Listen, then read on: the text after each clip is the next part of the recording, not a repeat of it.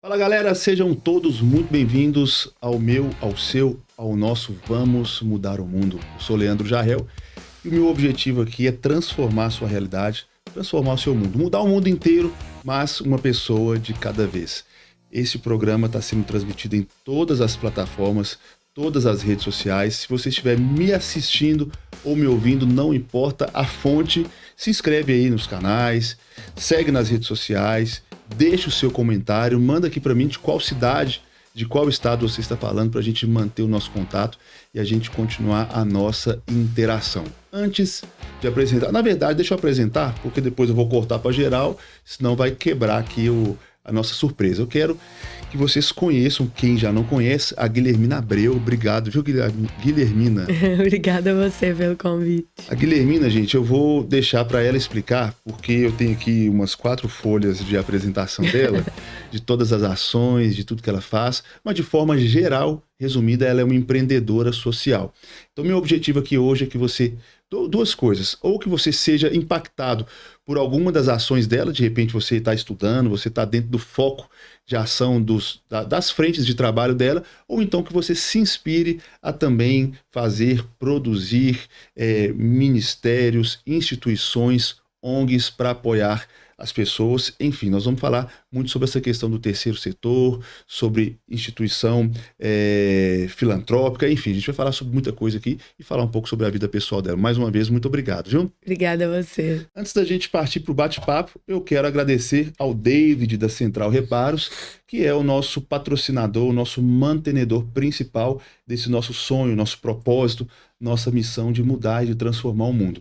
O David, da Central Reparos, ele tem uma empresa especializada em obras e reformas rápidas. Você que está mudando de casa, você que precisa devolver o seu apartamento ou sua casa alugada, sabe que essa época de reforma é uma dor de cabeça tremenda.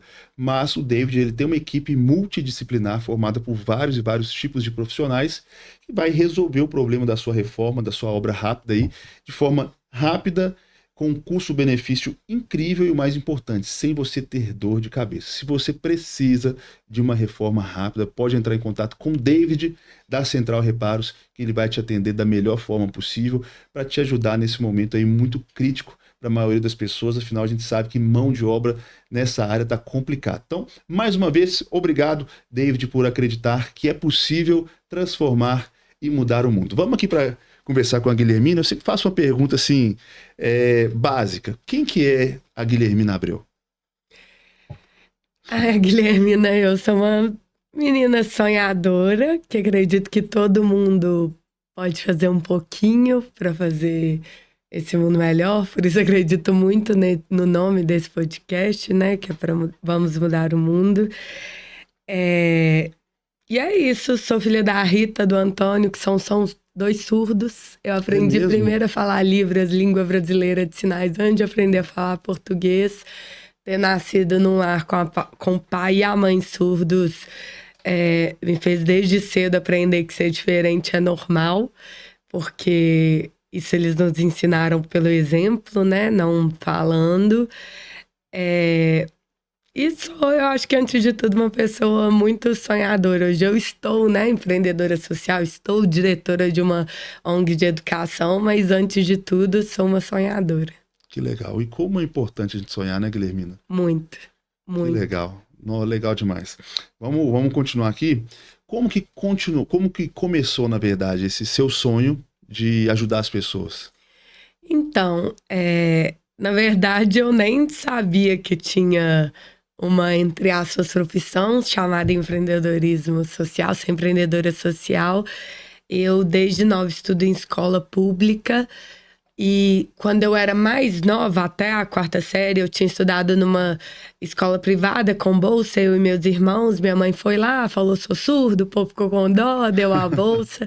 Só que mesmo com bolsa, eles não estavam conseguindo manter a gente lá, porque a situação dos meus pais financeira era realmente de muita dificuldade. A gente viveu várias faltas dentro de casa, incluindo de comida, entre outras coisas básicas, e a gente foi mudado para a escola pública e eu tive a sorte de estudar em escolas públicas muito boas, mas que mesmo assim já estavam nesse cenário que hoje no Brasil é tão desafiador da educação pública, que ela tá falida, né? Os diretores e os professores, eles não conseguem sozinhos fazer acontecer. E aí eu assustei muito com a diferença de ensino, tinha coisas que a gente já tinha aprendido no outro sistema que eu tava, né, o privado, a fazer 3 anos antes, a gente não tinha nem começado a aprender na escola pública. Eu chego no ensino médio, eu tenho vários colegas que ainda são analfabetos funcionais, e foi nesse cenário que um pouco da minha ficha começou a cair, porque eu acredito muito na educação. A educação foi muito importante para os meus pais, né, que eu contei que são surdos, não verem a surdez como um empecilho. Então, eu sempre acreditei muito na educação, mas também desde nova eu vi que no Brasil, se você tem grana ou se você não tem, sua história com a educação vai ser muito diferente. E nesse cenário, eu estava desanimada já no 3º ano do ensino médio, muito sem perspectiva, sem esperança. E aí eu tive a oportunidade de estudar num projeto social. Na época era um projeto de Sebrae com o governo de Minas. Estudei numa escola de empreendedorismo, que fez muita diferença na minha vida. Só que quando a gente se forma, a gente fala, cara, a gente teve uma oportunidade que mudou as nossas vidas, mas a maioria dos nossos colegas não tiveram essa oportunidade. Como que a gente pode multiplicar isso para outras pessoas? Dessa pergunta nasce Embaixadores da Educação. E o que é o Embaixadores da Educação? O Embaixadores da Educação é uma organização sem fins lucrativos, criada para gerar oportunidades de desenvolver jovens de escolas públicas do ensino médio, porque hoje no Brasil é no ensino médio onde o jovem já está mais desanimado, onde existe a maior evasão, que ele está mais sem perspectiva. E nosso objetivo primeiro é trazer esperança, motivação, perspectiva. Num segundo momento, desenvolver e formar eles com habilidades empreendedoras e como transformadores sociais. E num terceiro momento, dar oportunidades para que eles continuem voando. Porque no Embaixadores da Educação, a gente acredita muito que a gente tem que passar a fazer com que a exceção se torne a regra. O que eu quero dizer com isso? Hoje no Brasil a gente comemora muitas histórias de exceção. Porque a Guilhermina, filha de pais surdos, estudou em escola pública, conseguiu fazer faculdade, criou uma ONG e deu certo. Porque o fulano veio de um bairro muito pobre, tá na Olimpíadas e conseguiu dar certo. Mas no Brasil a gente só comemora porque um deu certo em detrimento de 1 milhão que não conseguiu chegar lá, e não porque não eram bons, mas porque não tiveram oportunidade. Então, no Embaixadores, a gente acredita que a gente só vai poder comemorar essas histórias de superação, de quem saiu de escola pública ou de alguma comunidade muito pobre e chegou lá, quando elas passarem a se tornar a regra e não a exceção. Então, Embaixadores da Educação nasce muito nesse sentido de tentar achar quem são esses jovens que merecem acessar essas oportunidades e dar meios para que eles voem mais alto e que a exceção se torne a regra. Legal, interessante você falar isso. Acho que muda muito a perspectiva. Que a gente vive hoje num tempo de uma discussão muito, muito dura da meritocracia ou não, né? Por um lado, as pessoas acham que todo mundo é vítima, mas por outro lado, todo mundo acha que é simplesmente querer. E no meio de tudo isso tem a realidade e não é assim, né?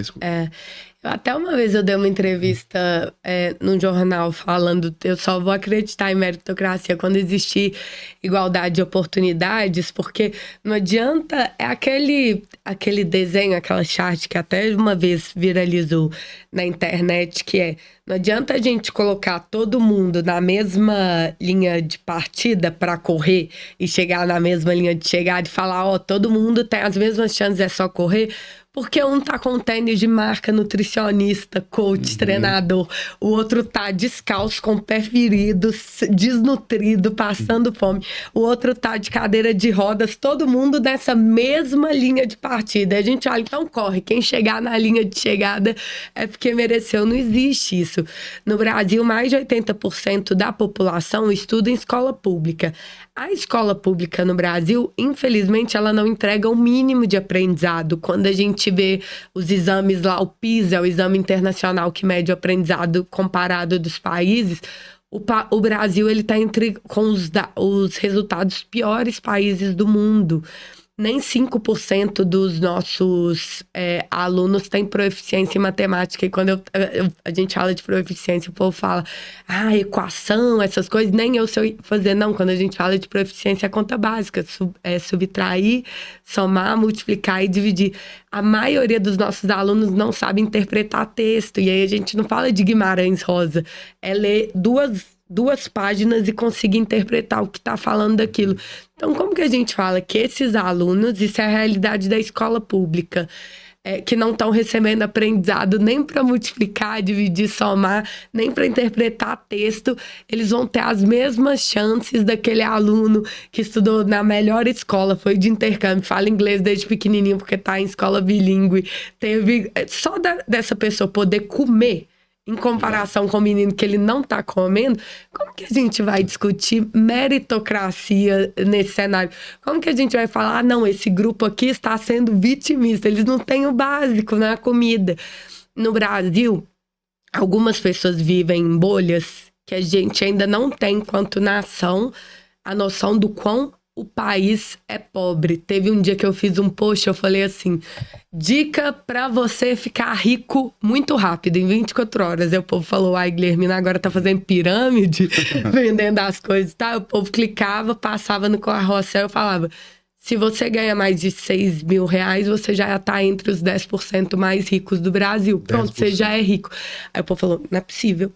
6 mil reais você já tá entre os 10% mais rico, e não é porque 6 mil reais é muita coisa, é porque o resto dos 90% da população é muito pobre. E aí o povo não acreditou na hora que eles foram pesquisar, eu falei, pronto, você tá rico, parabéns, você já é os 10% mais ricos. E aí as pessoas ficaram impressionadas, mas é isso.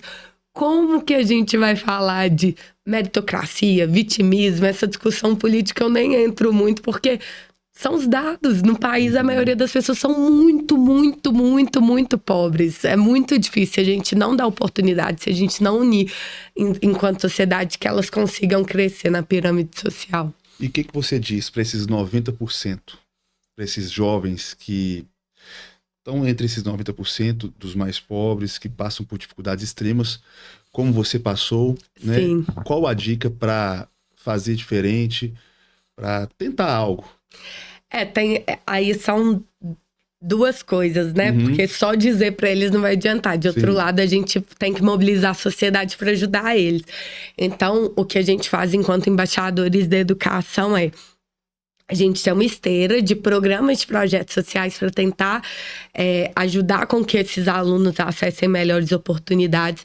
Então, a gente começa pelo Crie o Impossível, que é uma aula super inspiradora, que a gente chama pessoas que vieram da mesma realidade desses alunos e que alcançaram sucessos de diferentes formas, seja virando ou empresário, ou artista, ou ativista social, seja como for, mas que vieram da mesma realidade dos alunos, para eles poderem enxergar referência. Exemplo, nossa, esse cara veio de uma realidade muito parecida comigo e ele chegou lá. Então, o Crie o Impossível é um dia que a gente põe alunos de escolas públicas em estádios de futebol e é retransmitido no Brasil todo para dar uma aula de vida. Nesse dia eles não vão ouvir sobre matemática, português, física, nem biologia, mas eles vão ouvir alguém que veio da realidade deles contar como chegou lá. E aí a gente acredita muito nesse mote de que a palavra convence, o exemplo arrasta, né? Uma coisa é qualquer um chegar lá e virar só um discurso motivacional. Cara, vai lá, você pode, você consegue. Outra coisa é alguém apresentar uma coisa prática que ele viveu. Olha, eu fiz isso, isso e isso, eu saí daqui, que é a mesma realidade que você tá, e cheguei até aqui. Inclusive, no Crie o Impossível, a gente trabalha muito com a metodologia de heróis possíveis. Pra gente não adianta trazer alguém que fez algo espetacular, mas que veio de uma realidade muito distante do aluno. Não que isso não seja um exemplo incrível, mas se o aluno vê o cara que já nasceu rico, numa condição muito boa e chegou lá, ele vai falar, cara, incrível, mas tá longe de mim. É diferente quando ele vê alguém que tava sentado no mesmo lugar que ele tava. Só que essa é a parte 1. Na parte 2, a gente fala, Mas o Crime Impossível é super inspirador. Mas só se inspirar não adianta, porque o aluno vai lá ver vários exemplos emocionantes, só que volta para casa dele, a geladeira tá vazia, a goteira. Eu até lembro muito, tem um documentário sobre o Cidade de Deus 10 anos depois.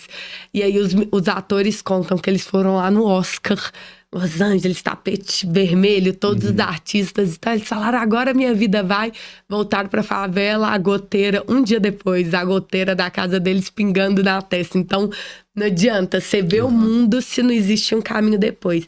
Então em seguida a gente faz um programa que chama Empower, que a gente desenvolve os alunos enquanto eles aprendem a transformar a comunidade, a favela deles, a vila deles, a escola pública deles. Então eles têm que identificar o maior problema das suas escolas ou comunidades, criar um projeto e eles executam esse projeto. Então eles passam a ser eles deixam de se enxergar como parte do problema e passam a se enxergar como parte da solução. E aí eles criam esses projetos, é lógico, a gente mentora, orienta, só que depois disso, e durante esse processo a gente desenvolve habilidade, só que depois disso a gente também sabe que não adianta só ele se desenvolver se ele não tem oportunidade. Então a gente premia com bolsa 100% integral para a faculdade, intercâmbio para o Vale do Silício, para a Califórnia, para que ele continue voando e se desenvolvendo. Então, resumindo, se por um lado a gente vai lá e fala, você dá conta, vamos lá e tal, por outro lado a gente chama as empresas, a sociedade civil e fala, cara, sozinho eles não vão dar conta não, vamos dar oportunidade. E a gente dá oportunidade e aí juntando isso a gente quer que mais alunos possam voar mais alto. É como se vocês ensinassem, pegando aquele ditado, né, de ensinar a pescar ou dar o peixe. Vocês ensinam a pescar, dão a vara, a isca e um bocadinho de peixe para começar. Né? Tem até uma frase, eu acho que ela, não sei se ela é do Yunus, mas que ele fala que não é nem sobre ensinar a pescar, nem sobre dar o peixe. A gente precisa revolucionar a indústria da pesca. Como que a gente faz diferente para funcionar dos dois lados, sabe? Perfeito, bacana. E você falou de Vale do Silício, de bolsa de estudos, enfim, de coisas grandiosas. Para uma jovem de 30 anos e que começou numa escola pública. Sim. Como que o Crime Impossível, como que o embaixador tomou uma proporção assim? Como que o negócio foi acontecendo? Pois é, muita gente inclusive fala, nossa, o Crime Impossível cresceu muito rápido, só que o Embaixador existe desde 2013, a gente está há muito tempo ralando aí e validando para fazer acontecer. A gente estudou num projeto social do Sebrae, o NEG, Núcleo de Empreendedorismo Juvenil, que era de graça para aluno de escola pública, foi muito transformador para a gente. E aí a gente se formou, juntamos um grupo de alunos, isso 18 anos, aqui na Praça da Liberdade, que a gente não tinha lugar para reunir, aí a gente falava que estava ocupando os espaços públicos de BH. Mentira, porque a gente era pobre e não tinha lugar escritório.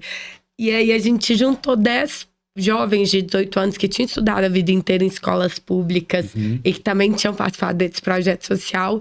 E começamos a fazer isso, na época sem recurso nenhum, projeto nas escolas públicas de BH. Por muitos anos a gente atuou criando metodologias engajadoras, que o aluno gostasse. A gente sempre teve um mote que tem que ser divertido, e não é porque é divertido que não é sério. Pelo contrário, quando o aluno se diverte, ele se envolve. Quando ele se envolve, ele aprende. E aí, nós fomos de uma maneira muito informal, muito fazendo vaquinha, sem recurso nenhum nessas escolas. Quando surge o Crime Impossível em 2018, que foi a primeira edição, vários empresários, o Zé, o Cartacho, o Bernardo Dinardi, muita gente gostou muito dessa ideia da gente fazer esse dia que fosse o dia mais inspirador da vida do aluno de escola pública e despertar o mindset empreendedor nesses meninos. E a gente começou a ser muito abraçado por empreendedores, empresas, escolas públicas também adoraram, as diretoras amam o Crime Impossível. Então, acabou... se eu puder te responder de uma maneira simples, porque são muitos anos, né? O povo acha que é rápido, mas rápido é de quando começou a crescer pro Brasil todo. Mas acabou que o que fez o Crime Impossível crescer muito e, consequentemente, embaixadores, é que muita gente abraçou esse sonho de fazer o dia mais inspirador da vida do aluno de escola pública. E virou uma causa conjunta, sabe? Que mobilizou muita gente. O povo fala, nossa, mas é muito difícil mobilizar e tal, mas ninguém recusa um chamado. Vamos fazer a maior sala de aula do mundo, a mais inspiradora. São bastante criativos, né? E aí isso acabou mobilizando. E hoje a gente tem vários parceiros, vários padrinhos e madrinhas que abraçam de verdade a causa. Isso ajudou muito a dar densidade ao projeto. A gente tinha um sonho lá atrás, é que todo mundo abraçasse a escola pública, porque a escola pública é o lugar que forma as futuras gerações. Não tem outro lugar além da escola pública. É lógico que tem os projetos, encontra turno escolar, mas a escola pública é a máquina que ou vai pôr o Brasil para se desenvolver ou vai perpetuar a pobreza. Só que é impossível que só as diretoras, só as professoras ou só o governo, porque o povo fala, mas o governo... Impossível que eles deem conta sozinhos. É uma treta muito grande, são muitos alunos e tal. Então a gente tinha esse sonho da sociedade abraçar a escola pública. Acabou que com o CRIA Impossível a gente conseguiu concretizar isso, porque o CRIA Impossível é esse projeto que, durante o tempo que ele está rolando, empresas e governos e sociedade civil e diretores, todo mundo se une para fazer esse programa acontecer. E é um evento super legal, né? Eu vi que tem no YouTube algumas imagens, vou até colocar aqui para vocês verem. Eu vi que tinha uma tirolesa, se não me engano, no Mineirão, não é isso? Galera, Enaldinho participou, galera bacana. Não, a gente conseguiu reunir uma galera muito legal nas últimas edições. Enaldinho já participou, a Boca Rosa já participou, o Emicida, o Condizila, o Paulo Vieira, que é apresentador da Globo, apresentou a última edição. Todo mundo abraça muita tirolesa. Já teve no Mineirão, já teve no Beira-Rio também, em Porto Alegre. Na última edição de Porto Alegre, a secretária de Educação, que ela inclusive tem mais de 70 anos de idade, vou falar porque ela fala a idade dela em público, desceu na tirolesa. Que dia você vai ver um secretário de Educação descendo? Então ele cria uma vibe que envolve todo mundo. E acontece de quanto em quanto tempo? Quando esperar o próximo? Pois é. Que dia que esse trem vai no ar? Hoje é que dia? Hoje é dia 3, mas na verdade é dia 10, né? Vai ao ar dia 10. Então acho que eu posso... Não, hoje é dia 2, né? Então, peraí, viajei. Hoje é terça-feira, segunda-feira que vem. Eu acho que eu posso dar o spoiler, porque a gente ainda tem que divulgar isso, mas o próximo vai ser agora em outubro, para os alunos do Rio Grande do Sul, porque eles pediram muito, os professores e os diretores, vai ser um CRIA Impossível de emergência, urgência. Eu tava lá a semana passada inteira, as escolas lá estão destruídas, os alunos estão muito desanimados. Muita gente, as pessoas talvez não tenham tanto a dimensão da gravidade do que aconteceu no Rio Grande do Sul, porque acham que é uma enchente que passou. Não, passou e tá tudo destruído lá. Você pisou lá, né? Foram mais de... O que você viu? Eu fiquei impressionadíssima. Eu vou contar, mas só para dar esse spoiler, eles pediram muito pra gente, eles falaram, a gente nunca precisou tanto de esperança, de perspectiva, de falar sobre sonho. Então a gente vai na loucura, porque é muito difícil, porque a cidade tá sem logística, tá sem aeroporto, fazer um CRIA Impossível lá agora em outubro pra reanimar esses alunos que estão muito desanimados. Mas sobre a realidade de lá, a galera não tem noção, porque quem não tá no Rio Grande do Sul pensa que teve as enchentes e passou, agora resolveu, que bom, acabou. Não, as coisas estão destruídas. Eu visitei várias escolas que, assim, as aulas não voltam, porque as geladeiras estão queimadas, não tem onde armazenar a merenda. Eles perderam todos os equipamentos da secretaria, computadores, escola com biblioteca vazia, porque perdeu todos os livros, salas. Isso dá muito aperto no coração. Tem uma escola que eu visitei, tinha recém-inaugurado há menos de um ano uma sala de judô. E assim, sala de judô em escola pública não existe. Escola pública tem o mínimo do mínimo e tal. E aí perderam todos os tatames, toda a sala de ciências, toda a sala de geografia. Isso eu tô falando das escolas que é os lugares que eu visitei mais, assim, né? Que tá no nosso foco. E tem escolas que a diretora, por exemplo, me falou, cara, a gente tá muito... Teve diretora que eu conversei que ela chorava, porque ela falava assim, Guilhermina, os pais estão me cobrando voltar à aula, mas tá tudo aqui muito sujo e uma coisa que as pessoas não imaginam, tá tudo contaminado. Então não é de boa de pegar um mutirão e limpar tudo, vai ter que ser muita coisa descartada e tal.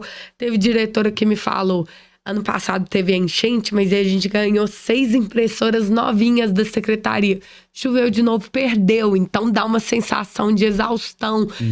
A diretora que chorou comigo falou, tá todo mundo me cobrando as aulas voltarem, mas não tem estrutura. Tem aluno que ainda tá em abrigo, que eles não sabem onde estão. Então, assim, o Rio Grande do Sul vai demorar muitos anos para se reconstruir. As pessoas de fora não estão com essa noção. É tipo, nossa, que legal, todo mundo ajudou, todo mundo doou, passou. Não, agora eles estão sozinhos, porque ninguém tá olhando para lá mais. E começou a parte mais difícil de todas. O cenário lá é cenário de guerra. E é muito impactante ver. Porque uma coisa é você ouvir lá no Jornal Nacional, porque o corredor humanitário é aberto em Porto Alegre. Aí você chega lá, numa das principais avenidas de Porto Alegre, eles tiveram que explodir a passarela, empilhar um tanto de pedra para fazer um acesso para entrar. E tá assim, você não sabe quanto tempo vai demorar essa obra. Porto Alegre, uma capital de um estado como o Rio Grande do Sul, que tem 492 municípios. O Porto Alegre tá sem aeroporto e a previsão é só de voltar em dezembro, pelo menos. Cada hora fala uma coisa, falaram que foi outubro. Imagina uma capital sem aeroporto, tirando Belo Horizonte, só tem Confins, é um absurdo, né? Mas imagina uma capital sem... Quantos quilômetros, mais ou menos? Canoas, só que qual que é o problema? Canoas, Caxias do Sul, lá também tá sobrecarregado. Então eu fui pra lá agora, pra Porto Alegre, eu tive que fazer um voo. Pensa o impacto disso pra economia, pra negócio, Léo. Eu tive que fazer um voo. BH São Paulo, São Paulo Floripa, porque também não tinha BH Floripa, porque Floripa tá sobrecarregado por causa de Porto Alegre.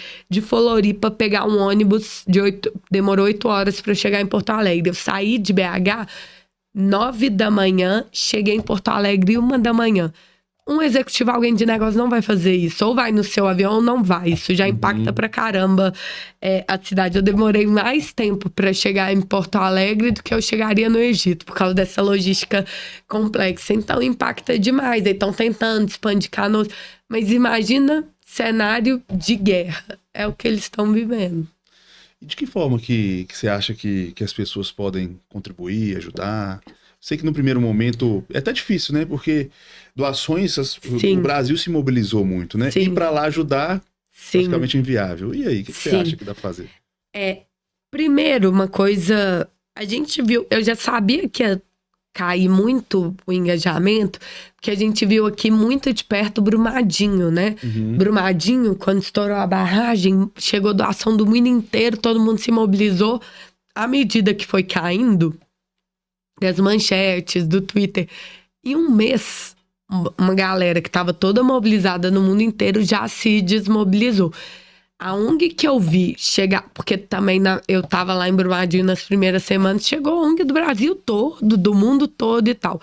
A ONG que eu vi que chegou lá no primeiro dia que não saiu foi o Nação, que é liderado pela Carol Antunes. Esse papel também de liderar lá a Brumadinho, a Sofia fez. Inclusive, a Carol é alguém da você trazer, legal de trazer aqui. Na Ação? Na Ação. Você tem alguma atuação lá, né? Eu ajudei a fundar lá atrás, mas quando eles estavam fazendo essa operação de Brumadinho, o embaixador já estava explodindo. Eu não conseguia ficar nas duas operações, mas a Carol Antunes é alguém super legal de trazer aqui. Ela é de BH também. O Nação é a organização que eu vi ficar lá, porque o resto foi embora. Quando estourou o Rio Grande do Sul, que eu vi essa mobilização toda, a gente falou, cara, daqui um mês as pessoas não vão estar falando disso. E lá, Brumadinho é um município, né? Lá foram 400 afetados. E lá vão demorar muitos anos para se reconstruir. Então, vamos esperar as pessoas começarem a esquecer pra gente puxar o assunto de volta e falar, cara, a gente vai ter que ajudar o Rio Grande do Sul, mas é a longo prazo, porque o que eles viveram é um cenário de guerra mesmo. Sobre como as pessoas podem ajudar, então, passo é se conscientizar da proporção da gravidade, porque eu ainda ouço por mais que a mídia tenha coberto muito, eu ainda ouço muita gente falar assim, Foi igual quando teve aquela enchente aí. Não, gente, foi igual nunca teve no Brasil. A pior tragédia natural da história do Brasil. Então, se conscientizar e não parar de falar do assunto. O povo fala, adianta postar e não fazer nada? Adianta. Porque quando todo mundo tá falando sobre o assunto, as pessoas entendem a gravidade. É igual quando propuseram suspender o Campeonato Brasileiro por causa do Rio Grande do Sul. O povo falou, mas vai adiantar? Que, sei lá, o Flamengo e o Corinthians têm a ver com isso? Falei, vai. Porque as pessoas vão falar, se suspendeu o Campeonato Brasileiro, é porque é muito grave. E aí as pessoas começam a entender que é um cenário de guerra. Então, que qualquer pessoa pode fazer é falar sobre, não deixar o assunto morrer, porque vão ser muitos anos de reconstrução. E parar um pouco para entender a dimensão e a gravidade que foi. Não foi só algo muito sério, foi a pior tragédia natural da história do Brasil. Passo 1. Passo 2, enquanto brasileiro, a gente tentar, isso não vale só para o que aconteceu no Rio Grande do Sul, mas se engajar mais com as causas a médio e longo prazo. Todos nós, seres humanos, é muito natural que a gente se engaje só com emergência. Se eu te falar assim agora, Leandro, eu tenho uma vizinha que tem uma doença assim, que tá morrendo e tal, a gente vai fazer uma campanha e tal, vamos ajudar? Vamos. Isso todos nós, eu, você, todo mundo, porque é a maneira como o nosso cérebro funciona, o problema tem que estar na nossa cara pra gente se engajar e entender a gravidade. Por isso que Brumadinho engaja, por isso que o Rio Grande do Sul engajou por um mês e não engaja mais. A gente tem muita dificuldade de se engajar com as tragédias a longo prazo. Exemplo, a educação brasileira já é uma das maiores tragédias que a gente enfrenta. Se alguém entende o resultado do Brasil no PISA, nunca mais vai discutir o 7-1. Porque no dia que sai o resultado do PISA, aí vai todos os jornais e fica todo mundo... Os jornais, mas a sociedade depois não de uma fica... semana, e a sociedade não entende a gravidade. A gente tinha que se indignar com os resultados do PISA, mais do que com 7-1, mais do que com a convocação da seleção brasileira. E olha que eu adoro futebol e tal, eu acho que a gente tem que ficar puto, cobrar e não sei o que e tal. Mas o resultado do PISA tinha que ser assim, caramba e tal. E a gente não se indigna. A outra coisa é que também não adianta só se indignar e falar, porque o governo não vai dar conta, não tem jeito, o Brasil é um país continental, então o que eu posso fazer? Eu tô dando esse exemplo da educação, porque as pessoas têm que se engajar mais nas causas, né, e apoiar os projetos a médio e longo prazo. A gente abriu uma campanha agora pelo Rio Grande do Sul. Só que quando a gente abriu, a gente já falou, cara, a gente vai conseguir mais apoio dos fundos e das empresas que estão mais comprometidas a médio e longo prazo. Porque o brasileiro médio, ele se engajou na urgência e agora ele já não tá nem aí. É muito difícil pra gente explicar pra população a gravidade do que tá acontecendo e tal. Isso não é só com o Rio Grande do Sul, a gente sente essa dificuldade em educação. Teve um dado que uma ONG brasileira divulgou uns anos atrás. A ONG que mais recebe doação no Brasil de brasileiros é o Médicos Sem Fronteiras, que é uma ONG francesa que até poucos anos atrás nem tinha atuação no Brasil. Por quê? Porque as pessoas tendem a olhar e falar assim, essa causa que eu tô vendo gente doente, tudo que parece mais emergencial, gera mais apoio. Então, acho que é tentar se comprometer também com ONGs, projetos que também estão pensando o médio e longo prazo. Acho que se a pessoa estivesse ali, tem duas opções de ajudar. Uma de gente que tá morrendo, ou pessoas estudarem melhor. O dinheiro vai para quem tá morrendo. 100%. Claro, né? Tem a questão da emergência, da urgência e tal. Sim. Mas a gente precisa também abrir nossa visão para outras frentes, né? Exato. Até porque boa parte dessas questões, até mesmo de saúde, de vulnerabilidade, não chegaria a esse ponto se a educação lá... Exato. E as pessoas não fazem isso por maldade. É a maneira como o nosso cérebro funciona. Se chegar 2 amigos seus, um falar, meu carro estragou agora, e eu preciso de uma ajuda urgente, o outro falar, eu vou ter um problema grave, daqui a 5 anos você vai atender esse primeiro. É como o nosso cérebro funciona. Só que aí a gente tem que fazer essa mudança cultural aos pouquinhos para que as pessoas entendam. Agora, continuando essa questão da educação, a gente percebe, eu trabalho com jovens também, com bastante jovens, e a gente percebe um certo desânimo. Total. E também desinteresse. Total. E principalmente em escolas públicas. Eu lembro que eu já tentei, por exemplo, dar uma palavrinha com jovens, tipo, teve umas 2 escolas que a gente tentou colocar uns 200 alunos na quadra e que simplesmente eu não consegui falar. Porque, assim, o desinteresse era total, até mesmo o desrespeito. Sim. Como que vocês lidam com isso? Com esse desinteresse do jovem? Eu sei que você tem que ter um quê de criatividade violentíssimo, né? Sim. Mas, e aí? Sim. O desânimo, o desinteresse, ele se agravou muito nos últimos anos. Quando eu tava no ensino médio, não faz tanto tempo assim, eu já tava muito desanimada e eu fui vendo que isso piorou. Somado a isso, e a situação estrutural, no nosso caso das escolas públicas, existe um certo problema muito que vem se agravando de atenção mesmo.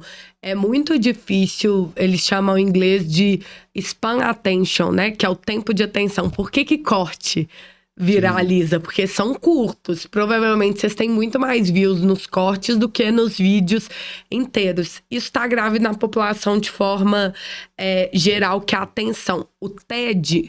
Sabe o TED Talks?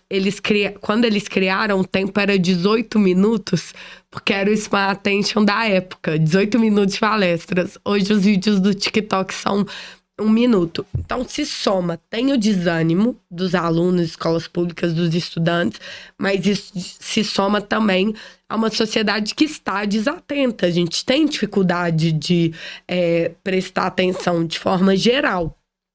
O que a gente faz via Cria Impossível, quando eu conto que a gente falou, cara, tem que ser o dia mais divertido, mais legal. E não é porque é divertido, é legal, que não é sério, a gente vai falar de coisas muito importantes e tal. É justamente tentando provocar esse engajamento do jovem. Então, quando a gente vai desenhar o Cria Impossível, a gente fala, cara, nosso benchmarking, nossa inspiração tem que ser o Rock in Rio, não vai ser um evento para ajudar jovens e tudo mais. Eu tô falando assim da abordagem. Então vamos trazer youtuber, que são os meninos que eles gostam, e aí esse youtuber chama a atenção e chancela o próximo palestrante. Vamos pôr tirolesa, vamos fazer num formato dinâmico. Como que a gente faz ser mais interativo? Porque assim, o conteúdo, se ele é relevante, ele sempre vai ser interessante. O que a gente está vivendo, um problema geral agora, é da forma. É a forma que vai fazer diferença. Uma mesma palestra de alguém que vai lá em uma escola pública e tenta pôr os 200 alunos sentados e vai falar, vai ser muito difícil de prender, porque eles estão já no parâmetro TikTok, né? 1 minuto. Agora, se a gente retransforma aquele conteúdo para aquela pessoa falar a mesma coisa, mas coloca uma dinâmica, um jogo envolvido, algo interativo, você consegue atenção. Normalmente, para todos os públicos, né? Dei o exemplo do podcast, o mesmo conteúdo aqui da gente cortado pode chamar muita atenção da galera. Para falar com esse público, raramente o problema é de conteúdo, a gente consegue falar de qualquer coisa. A grande questão tá na forma, e aí é onde que o Cria Impossível veio ser muito inovador. Porque fazer palestra para estudante de escola pública não é inovador, as pessoas fazem há anos, mas o jeito que a gente amarrou tudo para prender a atenção desses alunos é onde está a inovação.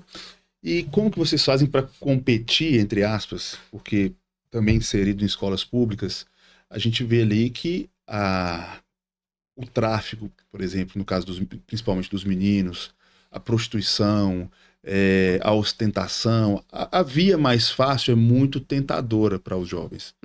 Como que vocês veem com esse tipo de conteúdo e... O que a gente faz de forma direta é mostrar os outros caminhos, porque existe uma... Não é incoerência da sociedade, mas é assim. Para que esse aluno tá trocando a vida dele? Porque todos eles sabem que tráfico tem dois fins, né? Ou é caixão, é cadeia. Todos eles sabem. Ninguém vai enganado. Por que eles arriscam aquilo? Porque realmente é muito tentador num cenário que você tá passando fome em casa, você ganhar 5 mil por semana e ter acesso a coisas que você não poderia ter. E a referência que ele tem na comunidade deles, muito deles, é o traficante, que é o cara que tá com a roupa boa, que não tá passando fome, que inclusive tá ajudando os outros e tal. qual que é? Essa é a referência que não são todos, né? Mas que muitos desses meninos e meninas têm. Qual que é o único jeito de quebrar essa narrativa? Trazendo outras referências, que é o que a gente faz. O Cria Impossível tem esse papel muito forte de trazer novas referências, que é, cara, esse cara alcançou tudo isso aqui que esse líder seu tá alcançando, mas sem o destino do caixão ao cadeia. Ele alcançou tudo isso, no caso do Emicida, por exemplo, pelo rap. Esse cara alcançou tudo isso sendo um executivo. Esse outro alcançou tudo isso desse jeito. Então, existem outros caminhos. Tem uma coisa, até uma speaker nossa que eu sempre, ela falou, uma palestrante que falou no CRI de 2020, eu sempre cito essa frase. Ela chama Lisiane Lemos e ela falou assim: você não sonha com aquilo que você não vê. Se você não vê, igual a ela que foi contar a história dela, que foi uma das primeiras mulheres pretas do Brasil a se tornar uma executiva da Microsoft e depois foi pro Google. Se você não vê uma executiva negra lá, você não vai acreditar que você pode ser aquilo. Se você não vê alguém que saiu da favela, igual foi dar aula pra gente também, o favelado investidor, e se tornou um investidor da bolsa, você não vai acreditar que aquilo é pra você. Você tem que ver pra você acreditar. Por isso que isso de trazer referência é tão poderoso. Se ele só vê um tipo de referência, que é essa que você tá citando, é aquilo que ele vai acreditar que é o caminho possível. A gente precisa mostrar outros caminhos possíveis. E aí parece tão óbvio, tão simples, mas é tão difícil que a gente consiga mostrar histórias que o aluno fale: ah, então não é só esse cara aqui. Tem jeito de eu virar um executivo, um programador. Mesmo com a internet, assim, facilitando a comunicação, é difícil ter... Por exemplo, eu sigo o Favelado Investidor. Uhum. Qualquer um pode seguir. Mesmo se é difícil. É porque a internet, ela trouxe o acesso, mas ela não trouxe a curadoria. O menino, provavelmente, ele vai assistir aquilo, tá no ciclo dele. Provavelmente, se esse menino, que é o que você deu o exemplo, que tem esses interesses em atividades duvidosas, provavelmente ele, ao acessar o TikTok, o algoritmo dele vai estar o povo tem um lá... algoritmo aí pra alienar mais. Né? A gente que treina, né? Mas sim, ele vai entregando de acordo com o nosso interesse. Por isso que se a gente de fora não despertar o interesse, a partir do momento que a gente mostra, ó, tem o Favelado Investidor, tem o René Silva, que é um menino complexo alemão que criou um jornal. Aí você desperta o interesse, ele vai passar a seguir, mas a internet não entrega, não acho que tem que entregar a curadoria. Uhum. Então ele vai continuar dentro da internet, na bolha dele. Repetindo aquilo que... Eu tava numa ONG americana agora, eles estão enfrentando um problema porque os meninos que estão envolvidos em tráfico, nessas coisas de gangue, eles são tão da bolha que eles estão mostrando meninos menores arma, essas coisas na internet, no Instagram, no TikTok deles, e a polícia tá falando que ótimo, vai lá, acha onde que ele tá e prende, já tem a prova. Gerando conteúdo. E aí, eu tava acompanhando uma discussão deles que a galera tava assim, como que eles são tão... inocentes a ponto de mostrar uma arma no TikTok, É porque para eles é tão a bolha, então a internet normal, por si não vai entregar o conteúdo. A gente precisa... Teve um soldado ucraniano, ou vice-versa, que se não me engano, no meio da guerra, postou, ó, partiu o bombardeio e marcou a localização. E aí foram atrás dele.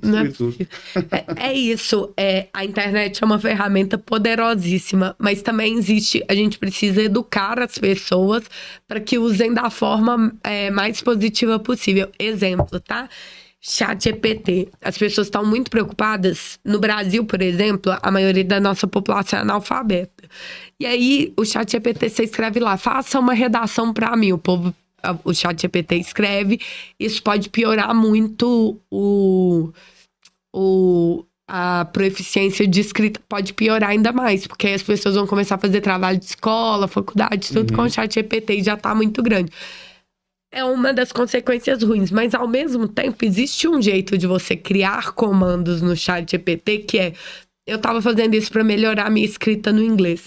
haja como um professor de inglês. Eu vou escrever do meu jeito, mostro exatamente quais são os meus erros, quais são os padrões, quais são os erros que eu repito muito, e a partir daí, aí ele dá o retorno, eu escrevo de novo. O ChatGPT agindo como um corretor, um professor não, né? Mas como um corretor mesmo. Um exemplo bom de como o ChatGPT pode melhorar a escrita. A maioria está usando só para o ChatGPT escrever para as pessoas. Então, tudo da internet tem duas implicações. Você pode usar a internet para conhecer o favelado investidor, mas você também pode usar para ver coisas, gente de crime ostentando e tudo mais. Aí que a educação também tem um papel, porque os professores e os facilitadores podem falar, cara, sabia que tem esse menino aqui para você estudar história, que veio de uma favela, que era mais até perigosa que a sua, Renê Silva? Sabia que tem a Boca Rosa, que criou uma empresa multimilionária de maquiagem, veio do Complexo da Maré? Sabia que tem isso? A gente vai ter que ajudar. Legal. Tô pegando alguns starts, assim, que eu acho que é importante frisar. Primeiro, vocês dão um start na pessoa, né? Sim. Vocês dão ali o pontapé inicial, Sim. Mas também não abandona. Sim. Dá a sequência ali até que a pessoa chegue no nível que caminhe com suas próprias pernas. Sim. E também a importância da referência, né? A gente acha que às vezes... por exemplo, um exemplo besta, questão de academia. Eu comecei a malhar e comecei a postar. Aí um monte de gente, pelo amor de Deus, pra que tá postando? E que exibicionismo e tal. Mas tanto de pessoas que começaram a malhar, que começaram a se cuidar, que começaram... Hoje eu parei. Mas tem um amigo meu, até quero mandar um abraço pelo Igão. Eu falei assim, cara, eu tenho uma raiva de você. Quando eu tô comendo um hambúrguer, uma pizza, aí ele vai e posta a dieta dele e fala assim, se você perde pra comida, você não ganha pra mais nada. Eu falei assim, cara, eu fico com uma raiva de você. Mas por quê? Porque ele tá ali me instigando, ele tá ali me inspirando, ele tá ali servindo como referência. Então a gente que é do bem, a gente tem que ser encorajado, né, Guilhermina? A publicar, a postar, a falar, a prontificar. É exatamente isso. Nós, seres humanos, somos seres de manada. E o efeito manada é um dos mais poderosos que tem. Por isso que a gente acredita muito que a palavra convence o exemplo a raça. Se você fritar um cara e falar todo dia pra ele, malha, malha, malha, talvez ele não vai malhar. Mas se ele estiver postando, isso vai ter uma coisa mais poderosa, não só pra ele, mas pra você. Tem um estudo sobre nossos gatilhos sociais, e o compromisso público é um dos grandes gatilhos sociais. Então, se eu posto malhando, eu jaco amanhã, aí eu não malho mais, de repente eu não emagreci nada, não ganhei nada de corpo, a partir do momento que eu comecei a postar, o povo vai falar, uai, mas não tava malhando, jacou e tal. Você tá ali jacando, a galera, Isso é um jeito também de você criar um gatilho a mais para as pessoas te cobrarem de malhar e você se comprometer. O compromisso social é importante. E então, nesse caso de postar de malhação, tem dois efeitos super positivos. Um para que incentive os outros e outro para que incentive a si mesmo. Mas para além de malhar, isso se aplica para tudo, para malhar, para ir na igreja, para fazer algum hábito saudável e, sobretudo, para projetos sociais. Nós, mineiros, a gente tem muito essa cultura que vem muito de algumas coisas da sabedoria cristã, que é o que uma mão faz, a outra não pode saber. Só que para projeto social, isso não é bom. Por quê? Às vezes uma galera doa para embaixadores, eu falo, posta e tal. A pessoa, não, eu não quero que pareça que eu tô mostrando, ou que eu doei, ou que eu fiz um trabalho voluntário. Eu falo, cara, a partir do momento que você posta, você puxa um tanto de gente pra falar, cara, se ele ajuda, eu também vou ajudar, eu confio nessa organização, eu também deveria ser voluntário e tudo mais. O Cria Impossível foi isso, foi um movimento muito forte na internet, que um empresário Zé postou e outros começaram a se engajar e postar e foram trazendo mais gente e acabou se tornando um projeto super conhecido e hoje a gente consegue fazer a maior sala de aula da América e tudo mais por causa de gente postando, porque foi trazendo mais apoio e tudo mais. É muito importante. Legal. Que as pessoas postem. E aí, as pessoas, elas deixam de postar com medo de serem julgadas. Se eu postar que eu doei aqui para Embaixadores da Educação ou que eu fui voluntária, o povo vai achar que eu só fiz para mostrar porque eu tô postando. Só que a gente tem que se livrar desse medo de julgamento e pensar, cara, se 2 aqui vão me julgar e vão falar, tá vendo? Leandro doou só para aparecer e tal, só para postar... mais 10 vão doar por causa daquilo. É a mesma coisa da academia, enquanto tem 3 que estão putos porque eles mesmos não estão malhando, que vão fritar ali, vão falar, ai, que saco, tá postando, não consegue malhar sem postar, só vale treino quando posta e tal. Tem 10 que vão começar a malhar e não sabe. E é um retorno que a gente nunca recebe, porque quem fala, ou comecei a malhar por causa de você, a maioria. Tem gente que começa e nem fala, e você nem sabe o efeito positivo. Verdade. Verdade. É o que aconteceu no Rio Grande do Sul, né? Eu falei, no começo eu falei assim, gente, que absurdo. Eu vi pessoas postando o Comprovando do Pix. Mas que necessidade que é essa? Mas assim, por mais que talvez a gente não conheça a intenção do coração, por mais que a intenção do coração estivesse sendo ruim, o que desencadeou, tipo assim, se eu sou um jogador de futebol, eu vejo que um jogador postou, outro vai postar. E aí, sendo competição, sendo motivação ruim, sendo o que for, o dinheiro tá caindo, Exato. tá fazendo efeito, tá ajudando, né? É porque a minha premissa é o seguinte: a gente nunca vai saber o que tá na intenção e no coração da pessoa. Na intenção e no coração é só Deus. A gente vai saber só o que é a ação da pessoa. E a ação é a palavra convence o exemplo arrasta. Então, se ela postou, pra mim tá ótimo. Eu acho ótimo que as pessoas postem de projeto social. Eu acho ótimo quando posta do Embaixadores. Eu acho ruim quando não posta, porque eu sei que às vezes a pessoa é discreta, mas eu falo, por favor, posta. No caso do Rio Grande do Sul e dessas tragédias, o único problema nesse caso é quando para postar o povo vai fazer turismo de tragédia, que aí foi um mega problema, que aí você demanda a estrutura local, hotel, logística que tá comprometido no auge, né? Que é pra... Depois não tem problema aí, mas quando tá tendo salvamento. Mas postar que doou, postar comprovando de Pix, é exatamente o exemplo que você falou. Quando um jogador posta, o outro posta. Eu criei, porque a gente ia pro Rio Grande do Sul agora, e não dava tempo de fazer campanha, a gente precisava pagar a operação, a missão. Eu criei lá que um empresário nosso sugeriu, um grupo de 10 empresários de Belo Horizonte. Falei, gente, a gente precisa rapidão levantar um recurso para ajudar algumas escolas de lá. Aí, todos eles, eu tenho certeza que se eu pedisse no privado, eles doariam, porque eles são comprometidos há anos. Mas eles foram doando e mandando um comprovante de Pix no grupo. E fez diferença, porque se um tava pensando em, por exemplo, eu acho que 1.000 resolve. Na hora que o cara mandou de 10 mil, ele falou, então precisa financiar mais escolas e vai mandando. E é isso, a gente não vai saber o que tá na intenção, no coração, mas a gente consegue ver a ação e a gente tem que partir do pressuposto que é o melhor lugar. Eu não fiz nem metade das perguntas aqui. Eu sou filha de tudo, eu falo muito. Bate-papo aqui tá maravilhoso, acho que renderia várias e várias horas, mas eu não poderia deixar de perguntar, quais são os frutos assim que você já percebeu, que te encanta, que te motiva? Porque eu sei que dinheiro não é muito o que rola, né?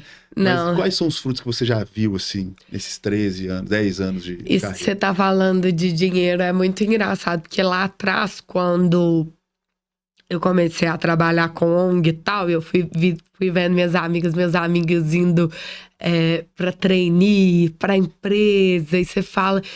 Mas como a gente começou muito cedo, hoje a gente já tem muito desses frutos, e você fala, cara, foi a decisão, pelo menos, né, no nosso caso, que optou por isso, certas, porque são frutos muito poderosos. Pra gente, hoje, os maiores resultados são os alunos que a gente encontra que, né, já estão muito... Porque a educação, ela dá frutos em 10, 15, 20 anos. Quando o menino nosso, que passou pelo CRI daqui uns anos, abrir uma empresa e tudo mais. Mas hoje, o principal fruto que a gente vê são as histórias desses alunos que estão espalhados no Brasil inteiro e que hoje estão muito engajados, que não desistiram e que atribuem muito isso aos nossos programas. E pra gente, que começou na Praça da Liberdade, sem recurso nenhum, ver que a gente tem hoje aluno no interiorzão, cidade pequenininha, do Maranhão, da Bahia, do Rio Grande do Sul, que tá com a vida modificada, mais encaminhada por causa dos nossos programas, são os frutos principais. Os frutos são sempre as pessoas, né? São sempre as histórias, são sempre as trajetórias. A última edição do CRI, que a gente trouxe alguns alunos do país inteiro, inclusive no voo eles foram homenageados. Na hora que a gente viu eles, a gente falou, cara, não tem... E conversou com eles, a gente falou, não tem nada mais poderoso que isso. Se hoje o Embaixadores acabasse hoje, já teria valido a pena, porque essa semente fica. Os frutos são sempre as pessoas, não tem nessas suas andanças por escolas no Brasil inteiro, tem alguma história, alguma situação que te marcou, Eu imagino que o Rio Grande do Sul talvez, mas Sim. alguma coisa que você chorou, que você falou assim, meu Deus, eu não esperava, não imaginava. O que me marcou, tem tanta coisa. Exemplo, eu fui numa imersão da Faculdade Arnaldo que ele fez com os alunos. Eu fui de bico, porque eles são apoiadores nossos. O João, inclusive, que é o reitor, tá liderando outra ONG, que também é uma pessoa super legal de você trazer aqui, João Porto. Pegar os contatos. Ele é super comprometido com o impacto social e ele fez uma imersão de alunos da Arnaldo na Amazônia Paraense ali. A gente foi em algumas comunidades perto de Santarém. E aí tem 2 casos que me marcaram. Assim, tem muito caso de escola que me marcou demais, mas um caso é uma escola que a gente visitou. As escolas lá, isso eu nem sabia. Tem muitas escolas que são temporárias, porque lá tem os fenômenos das terras caídas. As terras vão caindo e a escola vai mudando de lugar. E aí o governo acha que não vale a pena investir nessas escolas por isso, porque em alguns anos vai cair e tudo mais. E aí eu perguntei assim tinha uma professora, uma faxineira e um barqueiro que trabalhavam nessa escola pública só. Aí eu perguntei pra professora assim, o que vocês estão precisando aí de estrutura e tal? Toda escola que eu vou, as professoras falam laboratório de informática, computador, sei lá, impressora, geladeira e tal. Aí ela virou e falou assim, eu precisava de 20 pratos de plástico mesmo e talher. Eu falei, por quê? Ela falou, não, é porque é o seguinte, aqui sou eu que sou professora de todas as turmas, né? Da primeira, segunda, terceira, quarta, quinta série. Só que eu só tenho... E aí tinha 50 alunos nessa escola, por exemplo. Eu só tenho 10 copos de talher. Aí não dá pra fazer o recreio tudo junto, porque eu dou a merenda pra uns. E a merenda, inclusive, que o barqueiro ajudava a comprar com o salário dele, porque o governo mandava tudo. Eu dou a comida pra os do primeiro ano. Aí quando eles acabam de comer, eu vou lavar do segundo ano os pratos pra servir a comida de segundo ano.